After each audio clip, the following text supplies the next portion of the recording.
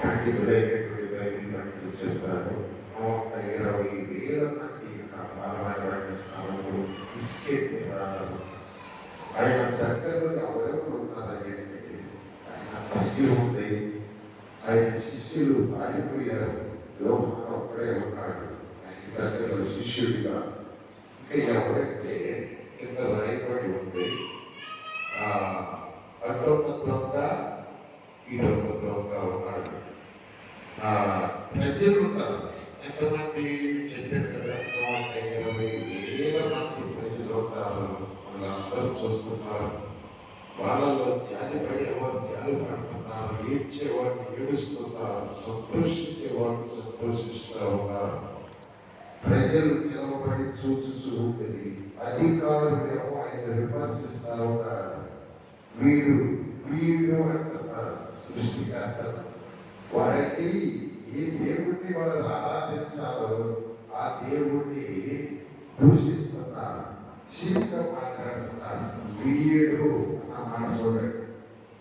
వీడు ఇతరులకు రక్షించను, వీడు దేవుడు ఏర్పరచుకునే క్రీస్తు అయిన తనను తాను రక్షించుకోవాలని ఆహ్వానించేది. అంతటా సైనికులు ఆయన వద్దకు వచ్చి ఆయనను చేరకట్టించి, నువ్వు యూదుల రాజు అయితే నిన్ను నీవే రక్షించుకోమని అపహసించే వాళ్ళు ఉన్నారు. వీడు వాడని తేలిగ్గా మాట్లాడేవాళ్ళు ఉంటారు. ఏమంటే ఆయన అంగీని చీట్లు వేసుకునేవారు. వీరందరూ భయంకరమైన వేదన, భయంకరమైన వేదన. వేద కోసమే ఆయన బాధపడుతున్నాడు. ఇక్కడ ఉన్నవారి కోసం, సర్వలోక ప్రజల కోసం ఆయన పాప పరిహారం చెల్లిస్తున్నాడు. తండ్రి వాస్తవానికి వాళ్ళందరినీ శిక్షించాలి. అయితే కుమారుడు వాళ్ళని రక్షించడానికి వచ్చాడు. అందుకని తండ్రికి ప్రార్థన చేస్తున్నాడు. ఒకటి, అలాంటి కండిషన్లో మనం ప్రార్థన చేయగలమండి. నాలిక అన్నిటి కట్టుకుపోయింది, మొక్కల నిండా ఒడ్డు వేసి జుట్టు పీకారు, అక్కడక్కడ కట్టం లాగేసేసారు. ఎత్తులు చెప్పలు కారణా ఉన్నాయి. ఎత్తి మీద కొండ కిరీటం పెట్టారు. ఆ రక్తం కాలుతో వస్తా ఉన్నది. ఒక పక్క చెమట, ఒక పక్క రక్తం, ఒక పక్క వాళ్ళు మూసిన ఉప్పులు, ఇవన్నీ కలిసి ఎంత భయంకరమైన ఒకసారి ఆలోచించండి. రక్తము, ఉప్పి, చెమట, ఎంత భయంకరమైన అసహ్యమంతా కూడా మనుషులో ఉండి ఏమిటి ఆయన రక్తము ఆయన చెమట కలిసి వస్తూ ఉన్నది. మనము తప్పిక ఏం చేస్తామండి? నాలుగు చేసుకుంటా ఉంటాం. అవసరానికి లేదని ఒక సహోదరి చెప్పింది.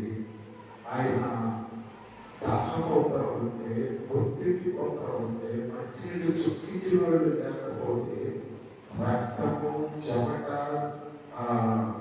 ఊపి మూడు కలిసి ఒక మీదుగా గాలి వస్తూ ఉంటే దాన్ని ఆయన స్వీకరించేమో అని చెప్పింది.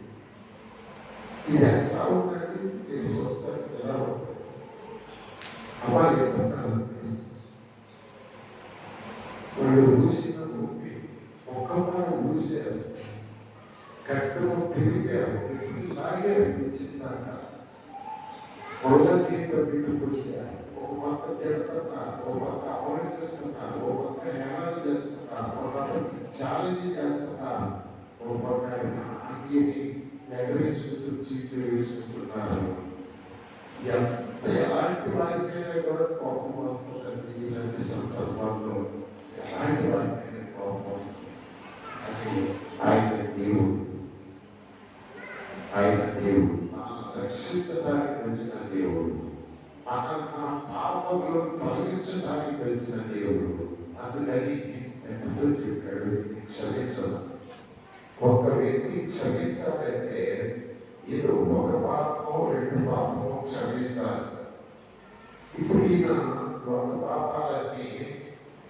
మూడు రకాల పాపాలు క్షమించినట్టుగా మనం చూస్తాం.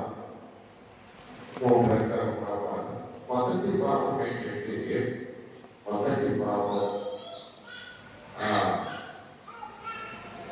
ఆయన మన కొరకు విమోచన క్రయధనముగా, అంటే బానిసలాగా, ఒక బానిసలు విడిపించాలంటే కొంత వ్యత చెల్లించాలి. ఏమండి, దానికి విమోచన క్రయధనము అన్నారు. అంటే రుణాలు, ఒకటి మన రుణాలను తీర్చి మనం క్షమించాలి. ఇవేమి రుణాలు ఉంటాయి మనకి? నా వైపు చూడాలి, ఇది అర్థం చేసుకోవాలి. ఇజ్రాయేల్ గారు నన్ను ఎంతో ప్రేమిస్తారు, ఎంతో, అది నేను ఊహించలేదు. అంత ప్రేమ నేను ఆయనకి ఇవ్వలేకపోయాను.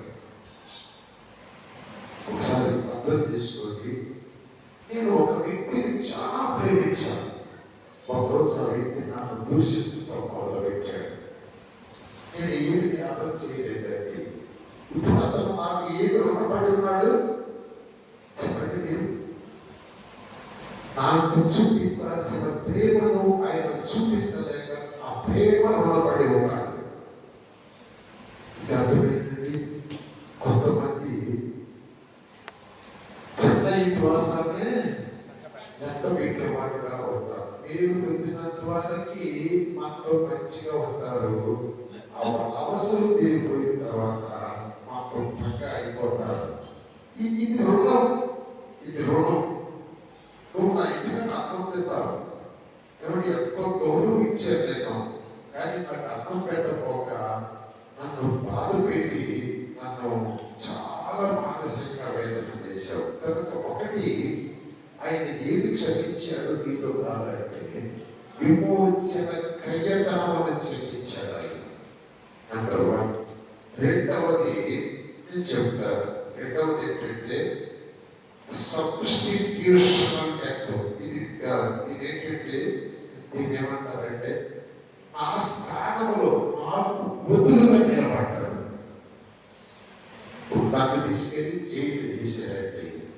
జైల్లో తీస్తే మా రాష్ట్రమ్మ గారు నాకు వచ్చి, మా మామయ్య గారు వచ్చి, పోతురాజు అయ్యా అసలు వాడు ఆ అల్లుడికి ఏమీ తెలియదు, అసలు వాడి పుట్టింది ధ్యానం ఏమీ తెలియదు, మా అల్లుడు వదిలిపెట్టండి, నాకు బదులుగా మా మామయ్య జైల్లో కూర్చున్నాడు. దీన్ని సబ్స్టిట్యూషన్ అంటారు.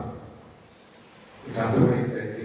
రాజకీయ నాయకులు హత్య చేస్తారు, హత్య చేసేదని తెలుసు, కానీ కొంతమంది డబ్బులు ఇచ్చి వాళ్ళ కొద్దిగా ఎప్పుడు జైలు కూర్చుంటారు. మీరు చెప్పాలి నేనే చేసేవారని చెప్పించి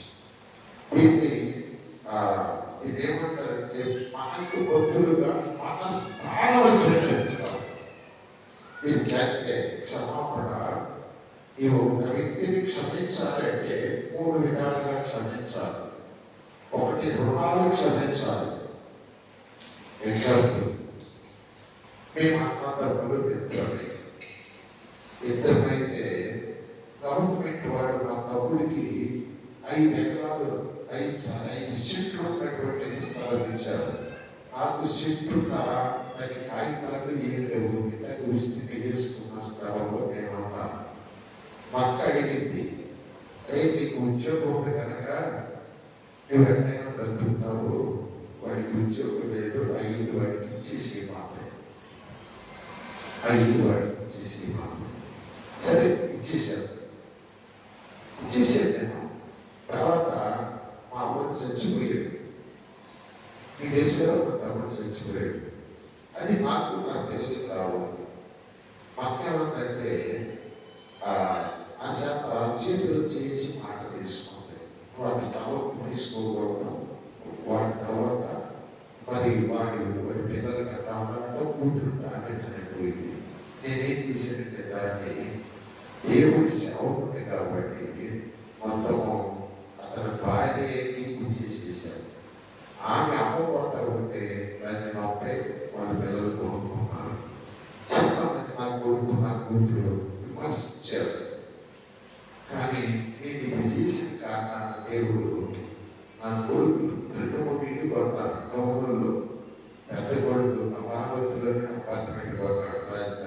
చిన్న కొడుకు హైదరాబాద్లోనే కొన్నాడు. మా అమ్మాయి ఒంగోలు కొనుక్కుంది. నాకు ఇక్కడ ఇచ్చాడు దేవుడు. నేను వదిలింది ఒక 2 సెంట్లు. దేవుడు నాకు ఎంత ఇచ్చాడు? ఆయన నామంలో నువ్వు కష్టపోతే ఆ స్థానాన్ని ఆయన నిలబడతాడు. నేను ఏమంటారంటే నాకు బుద్ధులు, నేను చంపేసిన ఒక మనిషికి నాకు బుద్ధులు ఆయన శిక్ష అనుభవించాలి. హల్లెలూయా.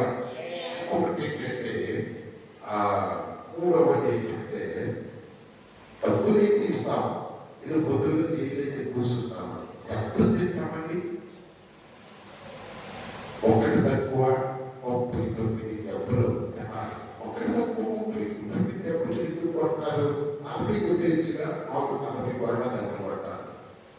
ఒక్కసారి 40 కొరడా దెబ్బలు కొట్టేస్తే ఇంకా మనిషిని కొట్టకూడదు. ఆ మనిషిని కొట్టకూడదు. 40 లేకపోతే 6 లేకపోయారండి. కానీ ఏం చేశారంటే అమ్మ ఎనపడతా మీకు 39 కొట్టి ఆపేశారు. మళ్ళీ మొదటి నుంచి కొత్త మొదలు పెట్టారు. మళ్ళీ 39 ఆపేశారు. అట్లా పొగులు గారికి ఒకటి తక్కువ 40 కాడికి 30 కొట్టారంట. మీకు అర్థమైందా? 40 కొట్టింది కొట్టకూడదు. అందుకని ఒకటి ఆపి 39 కొట్టే వచ్చి అలా కొట్టేవాడు. కనుక ఈ క్షమాపణ అనేది 3 విధాలుగా జరగాలి. 3 విధాలుగా జరగాలి. క్షమించుకునే కాదు, ఏమండి ఆ స్థానంలో మనం నిలబడాలి. మన ప్రభు మనం ఎలా క్షమించాడంటే, దేవుడు మీరు నా కొడుకు చంపారు. మీరేం చేశారు? నా కొడుకు చంపారు. లోకం మీ పాపాలన్నీ నా కొడుకు మీద తీశారు. రెండవది, మీరు చావాల్సిన స్థానంలో నా కొడుకు చనిపోయాడు. కనుక నేను మిమ్మల్ని ఎలా క్షమిస్తున్నానంటే, నా కొడుకు బదులుగా మిమ్మల్ని కొడుకులుగా తీసుకుంటున్నాను. ఇదైతే సబ్స్టిట్యూషనల్ ఏంటంటే, నా కొడుకు చంపాను కదా, మిమ్మల్ని చంపను, నా కొడుకు బదులు మిమ్మల్ని నా రాజ్యంలో తీసుకున్నాను. ఇది క్షమాపణ అంటే. ఇది ఏది ఉండకూడదు. ఆయన మన ఈపు మీద పడాల్సిన దెబ్బలు ఆయన ఈపు మీద పడినాయి. మన ముఖం మీద ఉమ్మేసి అసహించుకోవాల్సిన అప్పు ఆయన తీసుకున్నాడు. మన రుణాలు తీర్చాడు. ఏమిటి? మన యొక్క శిక్షను అంటే దెబ్బను అనుభవించాడు. మన స్థానంలో ఆయన వెళ్ళాడు. ఆయన స్థానాన్ని మనకి ఇచ్చాడు. మీకు అర్థమైందండి? ఆయన స్థానం తండ్రి గుడి భాషారు. ఇప్పుడు నువ్వు ఆయన అంగీకరిస్తే, తను ఎవరు అంగీకరించారో వారందరికీ ఆయన నామములు అంగీకరించిన వారికి నేను పెట్టెలో ఉంటుంది అధికారం. కనుక పనికి మారినటువంటి మనలను ఆ కుమారుడిని అంగీకరిస్తే ఆయన స్థానాన్ని ఇచ్చాడు, ఆయన ఆస్తిని ఇచ్చాడు. ఏమండి? ఎంత క్షమాపణ, ఎంత క్షమాపణ. ఒక నా కొడుకు తప్పిస్తే చంపేసిన వాడిని ఉరి శిక్ష చేస్తే ఉద్దయ్య వాడిని నేను దత్తం తీసుకున్నాను, ఇంట్లో పెట్టి నా కొడుకు రాసి శాస్త్రంతో వాడికి ఇస్తేనంటే ఆ ప్రేమ ఎలాంటిది, ఆ క్షమాపణ ఎలాంటిది. కనీసము ఆ క్షమాపణ కొంత మనం మాదిరి చూపించగలిగితే ఆ మహిమనిస్తాడు దేవుడు, ఆత్మనిస్తాడు. దేవుడికి స్తోత్రం. రెండవ వాది నేను చదువుతున్నాను. రెండవ వాది చెప్పగలమా? కొంచెం జాగ్రత్తగా విను. ఇప్పుడు చదువు, చదువువాడు. రెండవది లూకా సువార్త 23వ అధ్యాయం 39 నుంచి చదువు. వాడికి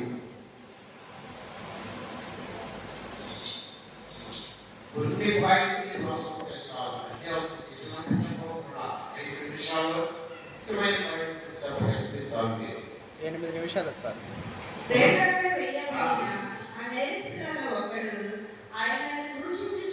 నీవు క్రీస్తువు కదా, నిన్ను నీవు రక్షించుకొనుము, మమ్మల్ని కూడా రక్షించమని చెప్పాను. అయితే రెండో వాడు వాడిని గద్దించి, నీవు అదే శిక్ష విధిలో ఉన్నావు కనుక దేవుడికి భయపడవా? మనకైతే ఇది న్యాయమే, మనము చేసిన వాటికి తగిన ఫలము పొందుచున్నాము. కానీ ఈయన ఏ తప్పిదమును చేయలేదని చెప్పి ఆయనను చూసి, యేసు నీవు నీ రాజ్యం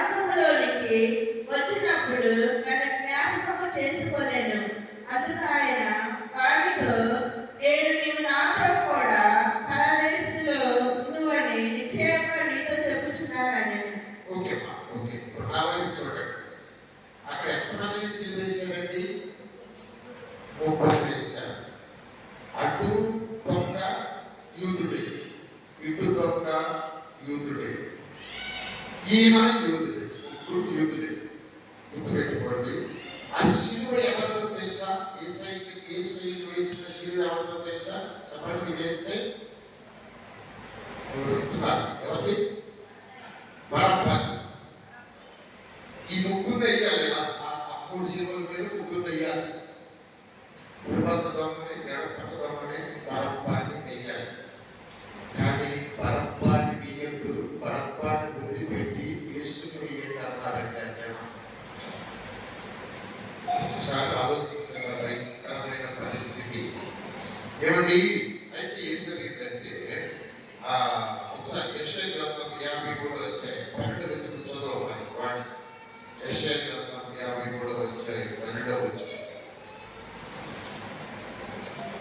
యెషయా గ్రంథం 53:12.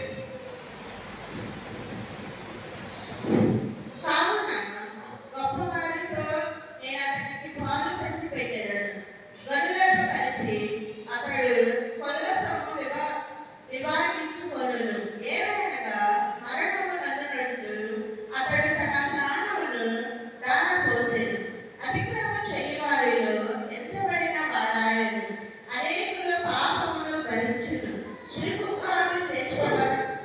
తిరుగుబాటు చేసిన వారిని గురించి విజ్ఞాపన చేసి దేవుడికి స్తోత్రం. ఇక్కడ గమనించేద్దామా? కొంచెం జాగ్రత్తగా వినండి. గొప్పవారితో నేను అతనికి బాలు పెంచిపెట్టేది. ఎందుకనంటే ఈయన వాళ్ళ యొక్క అక్రమము ఈయన తీసుకొని వాళ్ళకి తీసేటట్టు వాళ్ళ కోసము ప్రాణాన్ని దారపోసేటంట. ఎక్కడ దారపోసే? మరణం నందునంతగా దారపోసేటండి తన ప్రాణాన్ని. ఒక భక్తుడు ఇలా చెప్పాడు. జాగ్రత్తగా వినండి. ఆ వైపు చూడండి, ఆ వైపు చూడండి. తెల్లవారుజామున అవుతా ఒకటి చెరసాలలో బరబ్బ ఉన్నాడు. బరబ్బకి తెలియదు ఈ తీర్పు జరిగిందని. బరబ్బ శిలువ రెడీగా ఉంది. కుడి పక్క దొంగ ఒక శాలు, ఎడమ పక్క ఒక శాలు, బరబ్బ ఒక శాలు. ముగ్గురిని 3 శాలల్లో పెట్టారు. ఒకరికొకరు కనపడుకుంటే ఒకరికొకరు సహాయం తీసుకొని పారిపోతారని ఒకరికొకరు తెలియకుండా ఆ 3 గదుల్లో పెట్టేసేసారు. పీస్గా తెల్లారుతా ఉంటే గడగడ ఉదికిపోతున్నారు. రాత్రుల్లో ఏం తినలేదు. బయట ఆయన భయంకరంగా కొడతారు. అసలు శిలువ శిక్ష అంటే చాలా భయంకర. గడగడ ఉదికిపోతా ఉంటాడండి బరబ్బ. తెల్లారేసరికి వెళ్ళి ఆ తలుపు క్యూరనే శబ్దం వినపడేసరికి గడగడ ఊరుకుందని నిలబడ్డాడు. ఆ సైనికుడు తాళం తీసి వచ్చేసాడు. శాతం కోసిపోయింది. గడగడ ఒరిగిపోతున్నాడు. ఇక్కడి నుంచి నాకు స్టార్ట్ అయింది. పోయి నన్ను శిక్షాడు. ఆ సైనికుడు ఏమన్నాడంటే, బరబ్బా నీకు శిక్ష లేదు. ఆశ్చర్యపోయాడు. నాకు శిలువ శిక్ష లేదా? ఇంకో శిక్ష లేదు. ఎందుకంటే ఈ శిక్ష అదిగో యూదుడైనటువంటి యేసుక్రీస్తు అని వేశారు. ఆయన ఇప్పటి తెల్లవారుజాము నుంచి తీర్పులో తిప్పి ఇప్పుడే మా ముందు చేతి ముందుగా వెళ్తున్నాడు మా సూత్రుగా. ఆ శిలువ యేసు తీసుకున్నాడా? అప్పటికే భయంకరంగా కొట్టేదండి. ఆ జనసభ దగ్గరికి వచ్చి బోర్లు పడ్డాడంట. ఏమి కొడతా ఉన్నారంట. ఈ దెబ్బతింది ఈ శిక్ష నాకు పొల్ల కిరీటము, భయంకరమైన ఎర్రటి అగ్గి. ఏమండి మామూలుగా కొడతలేదు. ఏడంతో మొదలు పెట్టాడంట. భర్త ఏడంతో మొదలు పెట్టాడంట. ప్రభువా ఆ శిక్ష నువ్వు తీసుకున్నావని ఆగవేసుకుంటూ వెళ్తే అక్కడ వెళ్ళకుండా సైనికులు పట్టుకున్నారంట. భర్త పని దుల్లాడు ఇస్తున్నానంటండి. నీ శిక్ష, నీ శిలువ, నీ రుణము ఆయన తీసుకున్నాడని నువ్వు ఎరిగితే నీ జీవితంలో ఎంత కృతజ్ఞతగా బ్రతుకుతావంటే యేసయ్యకు.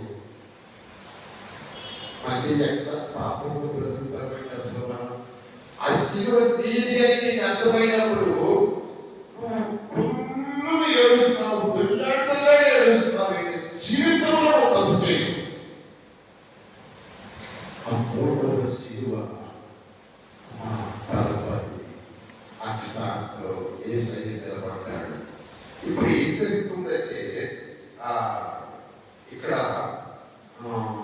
దేవునికి స్తోత్రం. ఇద్దరు దొంగలు కూడాను తిడతానే ఉంటారు. ఇద్దరు దొంగలు కూడాను తిడతానే ఉంటారు. దేవునికి స్తోత్రం. కుడి పక్క దొంగ ఇద్దరు తింటున్నారా, ఒకరే తింటున్నారా అమ్మా?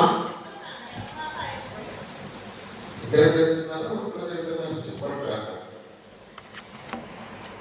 ఓకే, దేవునికి స్తోత్రం. ఎడం వైపు దొంగ తిడతాడు. కుడి పక్క దొంగ తిట్టలేదా? మనం ఆ శిక్షా విధిలో ఉన్నాం కదా.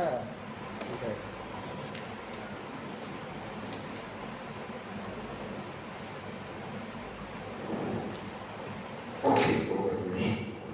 దేవునికి స్తోత్రం.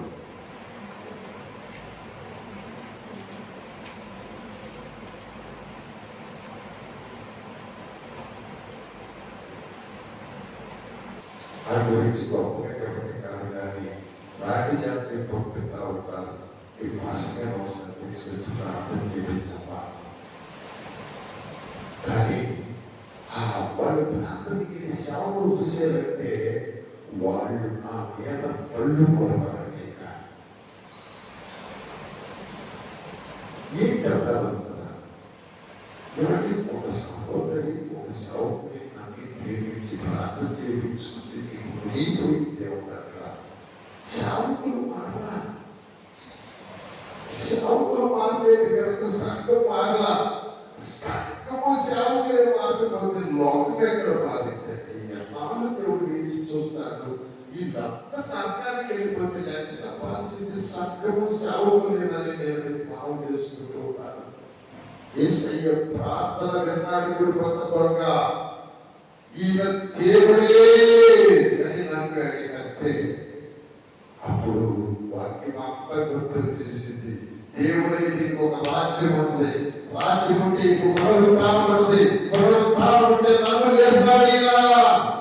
నేను కూడా ఈ రాజ్యంలోకి వెళ్తాను, నేను ఇప్పుడు చచ్చిపోయిన తర్వాత మళ్ళీ నన్ను లేపుతాడు. ఎంత నమ్మాడో చూడండి ఆయన.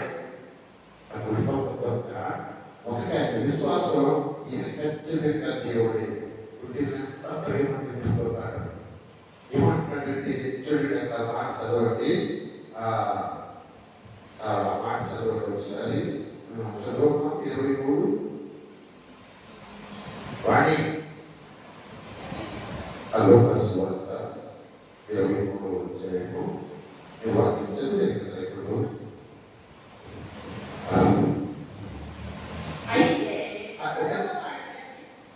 29 సంఖ్యను చదువుతాను, 39 చదువుతున్నాను. ఏరస్తుల్లో ఒకడు ఆయనను నీవు క్రీస్తువు కదా ఏమంటాడండి? కానీ కుటుంబంతో ఏమంటున్నాడు? నువ్వు క్రీస్తువే, నువ్వు మెస్సయ్యవే, నువ్వు రారాజువే, యుగాలు రాజ్యమైతే ఆ రాజువు నీవు. కానీ ఈ ఎడపక్కడే నువ్వు క్రీస్తు అయితే నువ్వు కాదులే, నువ్వు ఒక్కవేళ అయితే ఈ అనుమానం ఉంది కనుక వాడు నరకం వెళ్ళాడు. ఆ అనుమానం కుటుంబంపోయి తీరిపోయింది. ఎప్పుడు తీరిపోయిందంటే యేసయ్య ప్రార్థన విన్నప్పుడు, యేసయ్య ముఖం చూసినప్పుడు, ఆయన ప్రవర్తన చూసినప్పుడు నోటి నుంచి ఒక్క అపవిత్రమైన మాట రాలేదండి. బతుకు సిద్ధమైన గొర్రెలాగ అన్ని భరిస్తానే ఉంటాడు, అన్ని భరిస్తానే ఉంటాడు. ఏమంటే నీవు క్రీస్తువు కదా, ప్రతి మాటను మీరు ఆలోచించి అర్థం చేసుకొని చెప్పగలరు. కానీ ఏదో ఇక్కడికి వచ్చి చెప్పేనా 4 మాటలు వదిలేసి కూర్చోవడం కాదు. నువ్వు అందరూ జీవించాల వాక్యంలో, నువ్వు అట్లా జీవించి చెప్పాలి. ఆ మాటలు మీ గుండెలో హృదయం లోకంలో నుంచి అనుభవించాలి. ఆ మాటలు శివుడు మాట్లాడితే సామాన్యమైనవి కాదు. ఉపవాసం ఉండి యేసుతో కలిసి జీవించి నువ్వు చెప్పాలి. నేను చెప్తానే నేను నిలబడి ఏదో ఇష్టం వచ్చినట్టు నాకు మాట ఇక్కడ వదిలేసినట్టు కాదు. ఆయన దేవుడు, నాకంటే నీకంటే ఎక్కువ నమ్మాడు ఆయన. ఈ లోపల సేవకుల కంటే విశ్వాసం కంటే ఎక్కువ నమ్మాడు ఆయన. ఊరికే రానా పాతాళానికి వెళ్ళాల్సి వచ్చినాడు. అప్పటికప్పుడుకి మరేంటి ఒక్కసారి ఏం జరుగుతుంది, ఎమర్జెన్సీ కోటాలని ఉంటాయి. ఎమర్జెన్సీ పోస్టర్ అయిపోయి ఏంటి అంటారు, కానీ ఎమర్జెన్సీ కోటాలో కొన్ని ఉంటాయి. ఆ కోటాలో వాళ్ళకి వెంటనే జాబ్ ఇచ్చేస్తారు. ఎమర్జెన్సీ కోటాలో ఇట్లాగా ఒక ఎమర్జెన్సీ కోటాను ఈ యొక్క కుటుంబ తప్పు కోసం ఆయన ప్రత్యేకంగా దాన్ని ప్రత్యేక ఒక కోటాను నిర్మించాడు తప్పు కోసం ప్రభు. హల్లెలూయా. దానికి కారణం దొంగ విశ్వాస. వాడి హృదయం అంతా ఖాళీ అయిపోయింది. వెంటనే ప్రభు పాపాలన్నీ క్షమించాడు. ఏంటంటే అతనికి యేసయ్య మీద ఉన్న ఆ విశ్వాసం, ఆయన దేవుడని నమ్మాడండి. నమ్మకాన్ని భయం వచ్చేసింది అతను. నువ్వు నేను ఆయన దేవుడని నమ్మితే భయపడతామండి ఆయనకి.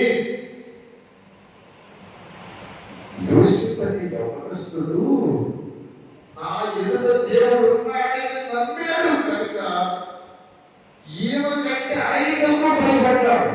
ఏమంటే నువ్వు పాలిస్తావా పాపం చేయాలంటే, అమ్మా నువ్వు నన్ను సంకరి సరే కాల్చి తప్పాయినా ఎదుర్కొంటాడు. అమ్మా నేనంట చేసేది రోజు ఏడవటమే, రోజు బాధించుకునే అతన్ని చివరికి పట్టుకొని బలవంతం చేయకపోతే వస్త్ర హీరోడిగా పారిపోయేటట్టు పై వస్త్రాన్ని కూడా చేసేసి చచ్చిపోతావు కానీ పాపం చేస్తావు అంటారు. దేవుడికి తెలిస్తే యేసు పాపాలు నీ పాపాలన్నీ యేసు శరీరంలో గాయాలు చేసి తెలిస్తే మళ్ళీ నువ్వు లోకంలో పడుతున్న అవసరం.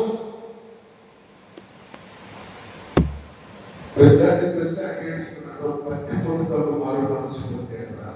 ఇదిగో ఆయన డొక్కలు పల్లెతో కసిగా పొడిచినటువంటి సైనికుడు, గుడ్డి సైనికుడు, అదిగో ఆయన పొడిస్తే ఆఖరి చుక్క వాడి గుడ్డి కట్టు మీద పడితే అప్పుడు వాడు ఏడుస్తున్నాడు, అయ్యా దేవుడు, అయ్యా నిజముగా దేవుడి కుమారుడే. ఈ జీవితంలో ఆయన దేవుడి కుమారుడు నవ్వే పడ్డ నవ్వబెట్టి చెప్తున్నానమ్మా మీకు, మీరు నమ్మితే ఇప్పుడురా. ఆయన దేవుడని మీరు నమ్మగలిగితే మీరు దేవుడి కోటలైపోతారు. మీరు